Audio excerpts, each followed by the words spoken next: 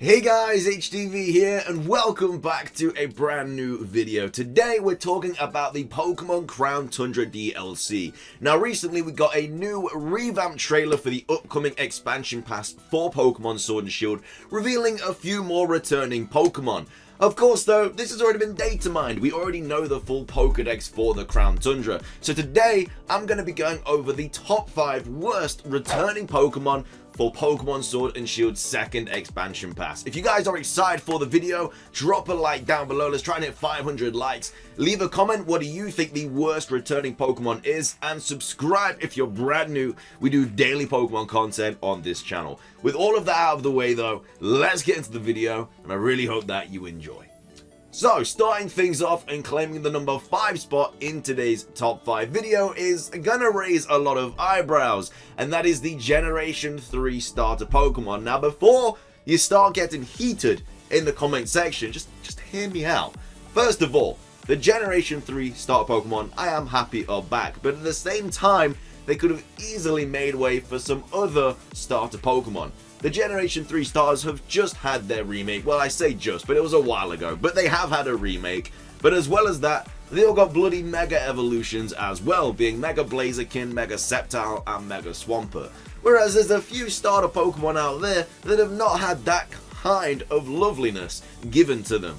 Now, I understand the Generation 4 starters probably aren't going to be in the Crown Tundra just because there's most likely a remake on the way, let's just be honest, it's the elephant in the room. But there are still some star Pokemon that should have made their way into the Crown Tundra, most notably the Generation 5 starters and the Generation 2 starters. Mainly the Generation 2 star Pokemon, they have had literally nothing at all in the time that they've been around. No Mega Evolutions, no Z-moves, nothing like that, obviously no Dynamax forms because they didn't even make it into the bloody Generation 8 games.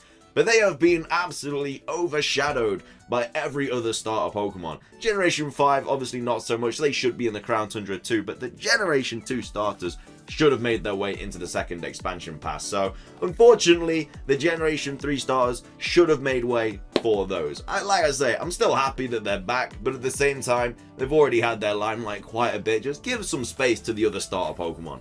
Just want to make that clear that I'm happy they're back.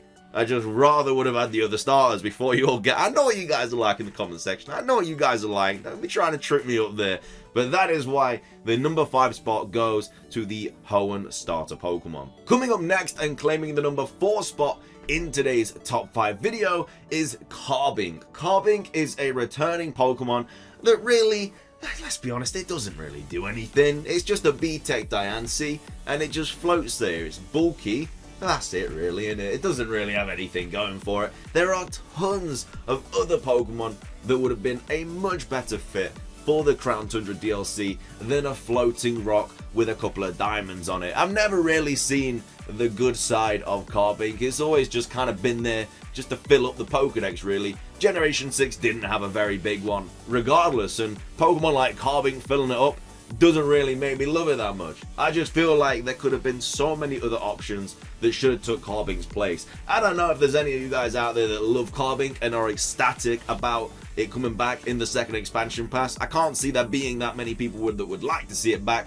But for me, I feel like it was a wasted opportunity to have some really cool Pokemon returning, but instead got Carbink, unfortunately, which is why it does claim the number 4 spot in today's top 5 video.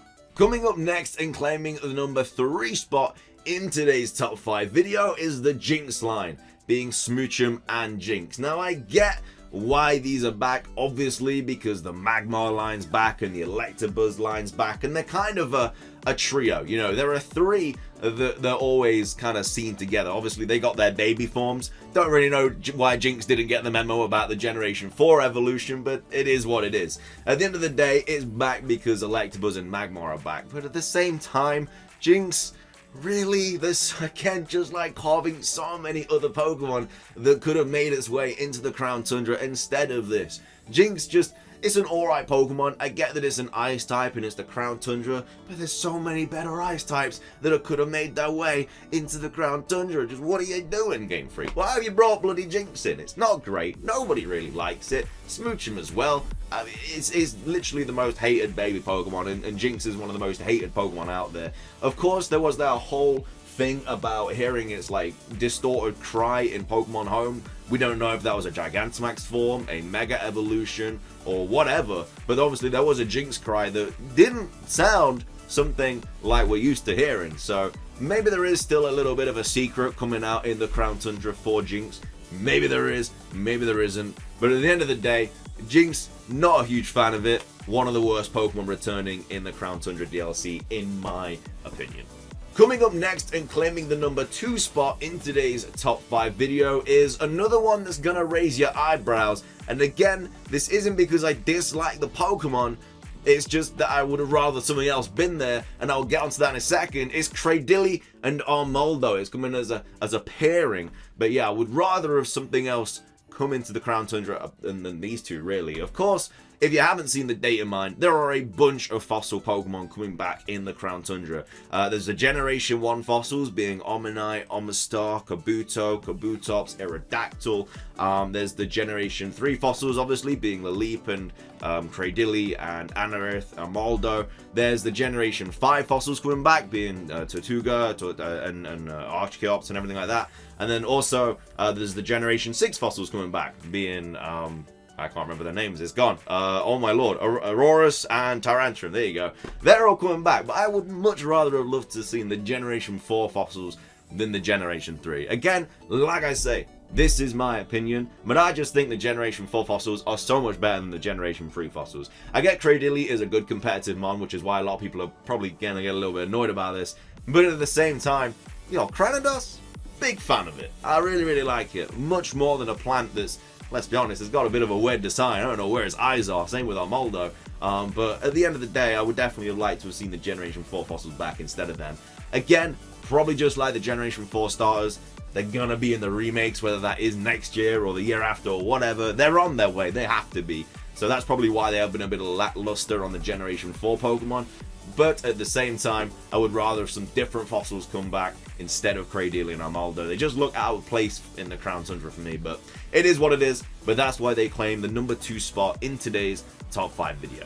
Finishing things off though and claiming the number 1 spot for the worst returning Pokemon in the Pokemon Sword and Shield Crown Tundra DLC expansion pass is Ordino. Why is it coming back? Oh my god. It's so boring. It's such an annoying Pokemon. Right, it gives you so much XP, which is good. But bro, there are extra large candies coming at you. Rare candies everywhere. It's so easy to level up in the in Pokemon Sword and Shield. So we'll just take that experience gain out of the equation. And as well as that, it's just got nothing really going for it. The only reason that I can kinda understand it's back is if Mega Evolution is back. Because obviously it's got a Mega Evolution. It's the only Generation 5 Pokemon to have one. So maybe that's why they brought it back, because Mega Evolution is back. But at the same time, Pokemon like Pidgeot aren't in the game who have a Mega Evolution. So I don't even know if that's a good enough reason. I don't know why Ordino is back. It is such an out of place Pokemon. No one really likes it. And it just grinds my gears that it's back in the Crown Tundra as opposed to so many other Pokemon. Ordino just somehow is loved ferociously by someone at Game Freak, which is why it gets all this love and treatment. But why? It's so bad. I'm sorry to all your Ordino lovers out there, but yeah, I don't know why it's back. But that is the top 5 worst returning Pokemon, in my opinion, coming to the Crown Tundra DLC. With that though, it does wrap up today's video. I really hope you guys did enjoy it as much as I did making it. If you did enjoy the video, please do drop a like down below. Let's try and hit 500 likes. It really does help out. Make sure to drop a comment.